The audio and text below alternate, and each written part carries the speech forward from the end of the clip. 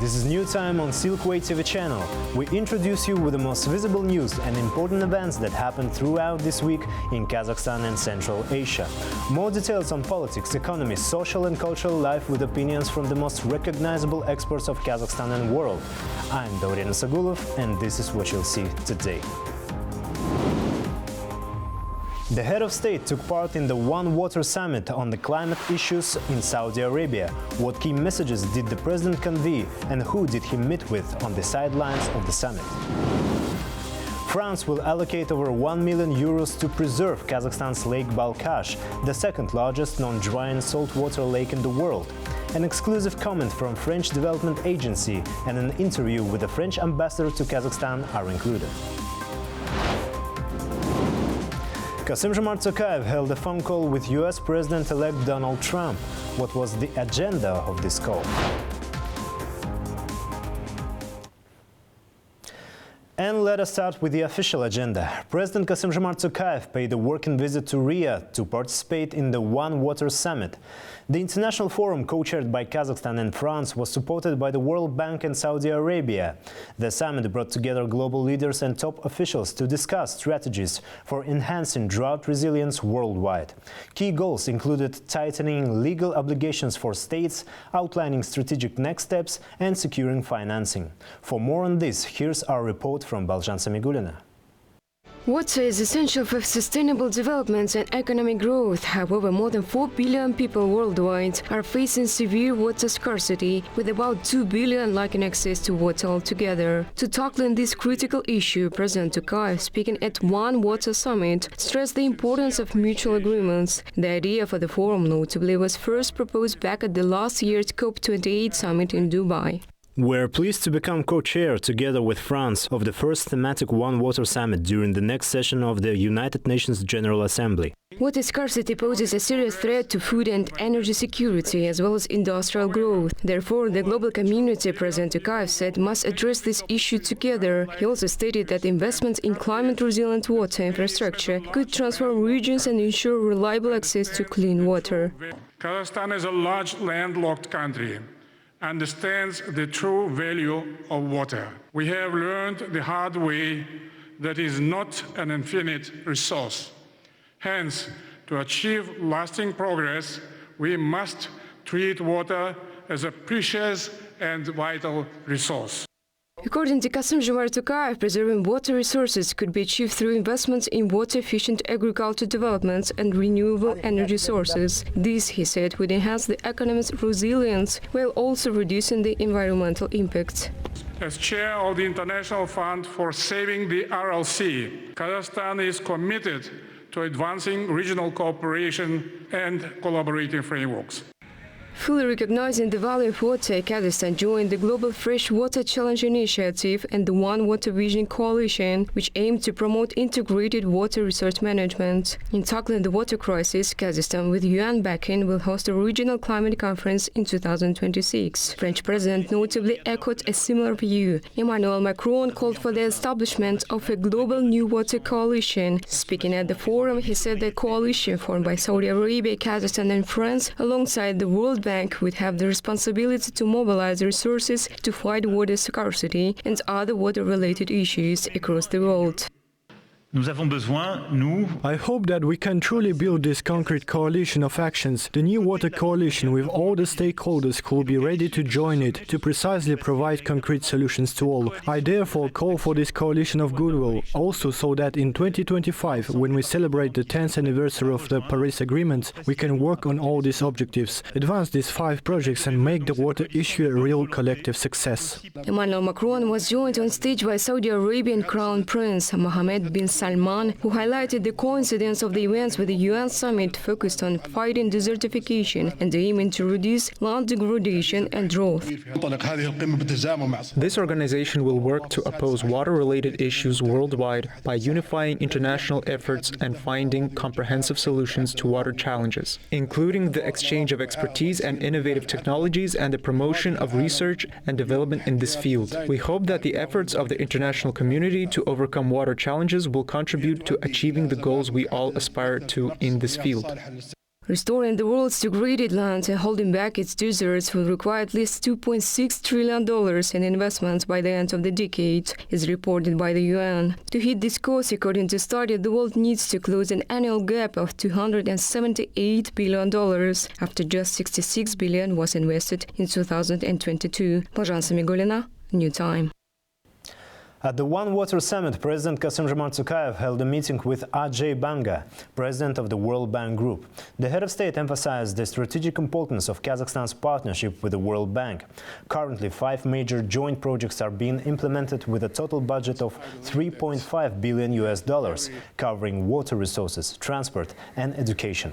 President Tokayev also welcomed the World Bank's financing of a $650 million project under the Transport Resilience and Connectivity Program. Ajay Banga commended the strong cooperation between the World Bank and Kazakhstan, reaffirming the bank's commitment to deepening collaboration. To explore long-term prospects for joint efforts, President Tokayev extended an invitation for Ajay Banga to visit Kazakhstan. During One Water Summit, Kassym-Jomart Tokayev also held a meeting with French President Emmanuel Macron. Reflecting warmly on his recent state visit to France, President Tokayev expressed gratitude for the exceptional hospitality extended to the Kazakh delegation. He highlighted the importance of agreements reached in Paris to elevate bilateral relations to a new level of strategic partnership. The two leaders discussed prospects for enhancing cooperation in areas such as energy efficiency, clean technologies and water resource management. They also exchanged views on key regional and international issues. I am deeply satisfied with the outcomes of the talks and the agreement signed. This visit marked a significant step toward long-term economic growth and strengthening ties between our countries. It's encouraging to see concrete results from the implementation of key agreements across various sectors within just a few weeks. On the sidelines of the event, President Tokayev has also met with Crown Prince Mohammed bin Salman bin Abdulaziz Al Saud of Saudi Arabia. The discussion focused on trade, economic and investment cooperation between the two nations. This year marks the 30th anniversary of diplomatic relations between Kazakhstan and Saudi Arabia. President Tokayev emphasized the establishment of a trustworthy political dialogue over the years. Crown Prince Mohammed bin Salman highlighted Kazakhstan's role as an important partner for Saudi Arabia in Central Asia and noted the significant potential for further expanding bilateral trade, economic and investment ties. According to Dr. Abdulaziz Sagar, chair of the Gulf Research Center, Kazakhstan, as a significant exporter of agricultural products, plays an important role in Saudi Arabia's food security.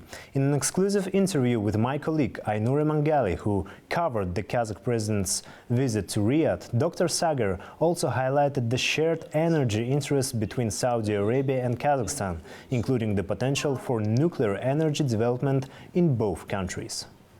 Kazakhstan is also an oil producer like Saudi Arabia, so we have a common interest on the energy to see much more development between both sides, between Kazakhstan and also Saudi Arabia on the energy, whether in terms of cooperation or in terms of OPEC Plus, as we call it, I see in that one. Second, Kazakhstan is a big country with a lot of capability in agriculture, so it will be extremely important for food security for Saudi Arabia, also that one. And the opportunities of investment between both sides and the trade relation have increased, almost doubled between both sides in the last couple of years. Saudi have all the 3 areas on the clean energy that we're in the hydrogen. This is why we have a big project in NEOM for the hydrogen. We are in the solar also, and we are on the wind power. And all this is despite that we are a large producer of oil and we use something like more than 1 million barrels a day for our local electricity consumption. But also we are looking at the clean energy in terms of contributing to the CO2 reduction also in the world. And at the same time, I think Saudi Arabia is very keen to develop on the nuclear side. But in the new, and as much as Kazakhstan today, they vote for 6% of their electricity to be from the nuclear side. We are also looking at that, but at the same time, maybe we're looking at the smart, what they call the smaller unit of the nuclear, to be used to support an important data center that will be hosted in Saudi Arabia. More details and exclusive interviews from the working visit of President Tokayev to Saudi Arabia you can watch in the new episode of Reporter with President program on Silkway. In a move to protect one of Kazakhstan's most significant natural resources, France has allocated 1.35 million euros for the conservation of Lake Balkhash. This funding comes after the signing of a trilateral agreement between Kazakhstan's Ministry of Water Resources and Irrigation, the French Development Agency and the French Bureau of Geological and Mining Research on the sidelines of the One Water Summit. As part of the project, French experts will conduct an extensive study of the Balkhash Basin, which will result in a comprehensive master plan for the lake's preservation through 2040. Gulnoza Kalens, head of ADF Group's representative office in Kazakhstan, in an exclusive commentary to New Time, outlined 5 key stages of the Lake Balkhash preservation project, including assessing current water volumes, usage across sectors, and future demands. The study, according to her, will also include water balance modeling, assess governance and management effectiveness, and provide practical recommendations to ensure sustainable water use, including optimizing infrastructure. Необходимо понять, какова картина сегодня. The goal of the study is to assess the current and future water availability, considering climate change, and to understand the needs of today and tomorrow. The study aims to first conduct quantitative research to understand how much water is available today and how much will be available in the future. It will identify the needs of various sectors and determine who the key users are, how they interact, and whether there is a comprehensive management system in place. Based on this, the goal is to develop different scenarios for sustainable water management. The overall objective of all parties is to avoid a catastrophe similar to the one we see with the Aral Sea, where a comprehensive and sustainable water usage plan was lacking. France will also contribute 2 million euros to the International Fund for Saving the Aral Sea to support its restoration, said French ambassador to Kazakhstan Sylvain Guioguet. In an exclusive interview with New Time recorded ahead of the One Water Summit, he also discussed the Kazakh-French memorandum to preserve Lake Balkhash, emphasizing its critical importance for Kazakhstan's water security. Additionally, he highlighted the potential for nuclear energy cooperation, suggesting that France could provide expertise, technology and training to ensure the safe construction of Kazakhstan's first nuclear power plant. Here's the interview with the French ambassador to Kazakhstan.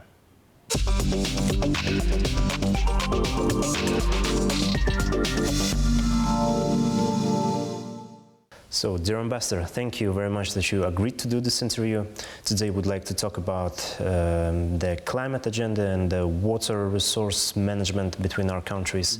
So my first question would be, could you brief us on the memorandum which was planned to be signed between Kazakhstan and France to study the Ile-Balkhash Basin? So what are the main objectives of this project and what outcomes do we expect?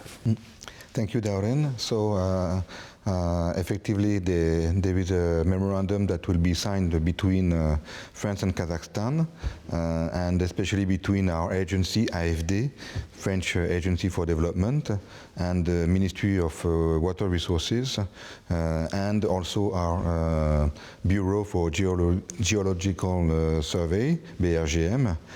So this project will aim at studying, the availability of water resources of the Lake Balkhash until the year 2040, because it is important to know what is the water amount available in the lake. The lake is not very deep, and with the climate change, the fact that the climate is hotter, the evaporation is quicker, is stronger. So it is important to know for industrial reasons, for ecological reasons, for tourism reasons. It is important to know what is the availability of the resources. So this memorandum will be signed in the margin of the One Water Summit that will take place next week in Saudi Arabia, and that will be co-chaired by our two presidents, President Tokayev and President Macron. Mm-hmm. As we all know, Kazakhstan could face a major water deficit by 2030. Beside these projects, how can France help Kazakhstan to mitigate the consequences of this water crisis? As a matter of fact, you're right. Kazakhstan and the whole region of Central Asia is facing more and more, the problem of water availability, and so, for instance, France is helping Kazakhstan and the whole region, to face this water problem. AFD will give 2 million euros to the IFAS, which is the International Fund for the RLC, in order to help restore the RLC, so that the sea can become again, a sea and available to bring back people and industry. So this is one example. Another way of better saving and better using water resources, it is where French companies can work in Kazakhstan with some municipalities in order to better manage water resources, to diminish the leakages of the network, of the water network, and also to exchange expertise in order to better manage the water resources. And other examples, I would say more on a regional scale, France is very active in providing expertise, how to better manage the water resources in the region. It can be regarding the management, the building and management of dams in some neighboring countries, or it can be how we can improve the efficiency of some canals, let's say in other countries not far from Kazakhstan. So we are present in a range of projects, and this is thanks to the presence of 2 AFD offices, one in Kazakhstan, in Astana, and the other one in Tashkent, in Uzbekistan. So France is very committed to helping Kazakhstan and the whole Central Asia region, facing global challenges and help them reach, their goals regarding the climate change. Mm-hmm. Let's move to another topic. We know that France has extensive experience in developing nuclear energy, and Kazakhstan is planning to build its own nuclear power plant. So what advice or technologies can France offer to Kazakhstan to establish a safe and sustainable development of this particular sector? Well, as you said, France has a long-time experience in the nuclear civil sector. We have around 19 plants and 57 reactors in operation in France, and it is since the 1960s years in France, so we have a long experience. So over the course of the time, we have developed all necessary expertise and capacity in order to run safely a nuclear plant. So France is able and available to provide the whole range of expertise and technological solution to partners. We of course paid due attention to the referendum that was held in Kazakhstan on October 6th, and we are happy that the project of building a nuclear plant in Kazakhstan gained a wide support from the population, because for us it is important that the population is in favor of this solution. Based on that, when President Tokayev went to France, France said that it is open and ready to take part to the constitution of the international consortium that is promoted by President Tokayev. So the discussions are ongoing to see how France could be a part of this international consortium, and also we are, as I said, we are able to provide a whole range of expertise and technologies, and also it is a matter of training the people. So we already have, but we can develop academic exchanges in order to train people so that Kazakhstan, when it takes its decision regarding the setting up of this international consortium, will at the end be in full capacity of running its nuclear plant, having the technology, but also the expertise and the proper governance model in order to run safely and in full transparency the nuclear plant.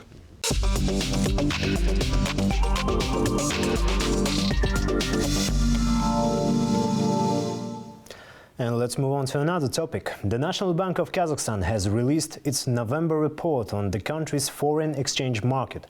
The average daily trading volume on the Kazakhstan's stock exchange dropped to $262 million, with total monthly trading amounting to $5.5 billion. During this period, the Kazakh national currency, the tenge, depreciated by 5%. As of the evening of the December 6, the exchange rate reached 524 tenge to the US dollar. It's worth noting that at the end of November, the dollar broke the psychological barrier of 500 tenge for the first time and continued to rise. So, what are the plans of government to curb further increases in dollar to tenge exchange rate in 2025? Watch the next report. The National Bank of Kazakhstan and the government have acknowledged a significant depreciation of the tenge against the US dollar. The turbulence in the foreign exchange market was also reflected in exchange office rates, where the dollar was being sold for as much as 530 tenge. According to the National Bank, the current exchange rate for the US dollar stands at 524 tenge. Minister of National Economy Nurlan Baybazarov attributed the decline to external factors, including the global strengthening of the US dollar index, falling global oil prices and the weakening of the Russian ruble. In response, the minister assured that the government and the National Bank are taking measures to minimize the negative impact. We recognize the importance of maintaining price stability for consumer goods, and together with the National Bank and local executive bodies, we will continue implementing a comprehensive set of measures to curb inflation. This includes increasing the supply of goods in the domestic market, protecting competition, regulating external trade and managing tariffs.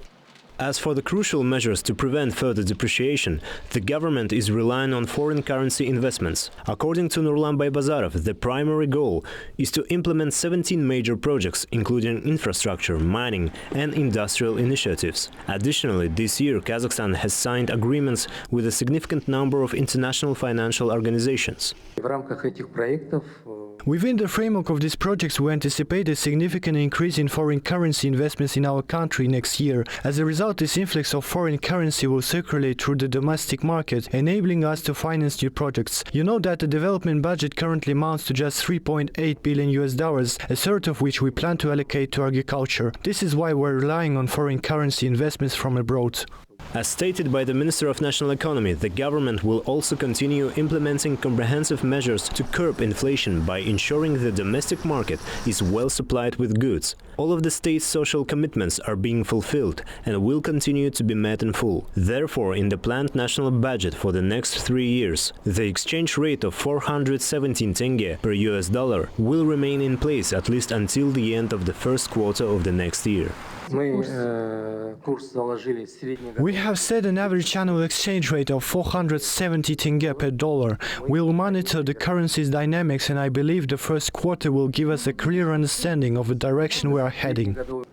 At the same time, the interplay between inflation and the exchange rate must be considered. Thus, the National Bank and the government will aim to curb inflation, bringing it down to 5%. It's worth noting that the Kazakh National Bank previously revised its inflation forecast for 2025, raising it to 6.5 to 8.5%. In conclusion, the government emphasized that in short term, the tenge's performance will depend on market participants, expectations, global market trends and changes in the geopolitical landscape. Daurian Sagulov, New Time.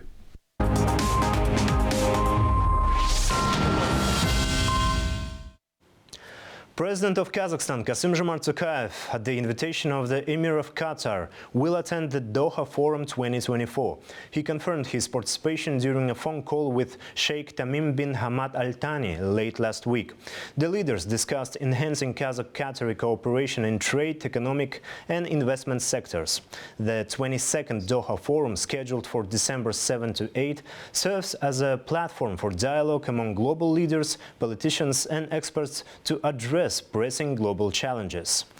This year's theme, the Innovation Imperative, will focus on how innovative approaches can help resolve key global issues, including geopolitical tensions and global security. Joining us live from Egypt is one of the forum's speakers, Wael Al-Assad. He's a senior fellow at the Middle East Weapons of Mass Destruction Free Zone project, launched by the United Nations Institute for Disarmament Research. Mr. Al-Assad, thank you for taking the time to speak with us. Could you start by telling us more about the Doha Forum? Considering its agenda, what outcomes are you hoping to see from it? Well, the Doha Forum is one of the most important forums around the world. It brings, as you said, leaders from around the world to discuss issues. The theme this time is innovation and technology. And that's very important because the current status of the world is so complex and volatile these days that you need innovative solutions to deal with these issues. The common and used solutions that were acceptable in the last 30 years does not work anymore in this volatile environment. So when we say innovation and technology, that reflects in all spheres of life, from armament to the environment. And hopefully, it's also an opportunity for people to meet, exchange ideas in the corridors, have meetings, and maybe find solutions to insolvable issues. With your experience in disarmament and regional security, what do you think of the security system in areas with long-term humanitarian crisis? What improvements does it need for lasting peace? Well, in many areas where you have such volatile conflicts, there's no proper security systems. That's the problem. The security architecture in the Middle East, for instance, is non-existent. It depends on external interests, and it creates havoc in the region because we do not have a security architecture for the Middle East as a whole. But as the situation as severe as you said, what improvements does we need to take? Does the world leaders need to take to to make the situation at least better? Well, if I may be candid, I think world leaders need to speak to the main powers that is controlling many of the elements of the conflict in the region. The problems we have is that many external powers have interests, and they tend to manage the conflict, not resolve it, because it serves their interests more. One of the main issues that I think it should be done is that world leader would put some sort of a serious discussion with the US administrations, who is involved in all the conflicts in the Middle East, for instance, where they are not trying to solve it as much as manage the conflicts which is causing a lot of civilian harm, a lot of casualties, and a lot of also bad blood between the nations of the region. Yes, I see. And I have got one last question. You slightly mentioned it, but I think we can go more into details. The forum will host numerous high-ranking officials from various countries, including the President of Kazakhstan. In your opinion, what agreements or discussions might take place among these leaders behind the scenes at this forum? Of course, the situation in Gaza, the West Bank, and Lebanon is one of the things that leaders will do. And it has this conflict has gone beyond the military side or the political issue. It's a dire humanitarian situation with millions of displaced people, let alone the tens of thousands who died. So if they discuss this issue, I think the humanitarian thing is to have more respect to international organizations dealing with the humanitarian issue, with international humanitarian law, and to talk about ending the conflict immediately, then start talking about what's next. Because now a lot of people are putting conditions on ending the conflict and having a ceasefire. Thank you very much for your time and your expertise. It was Wael Al-Assad, the speaker at the Doha Forum and UN's expert in disarmament and regional security.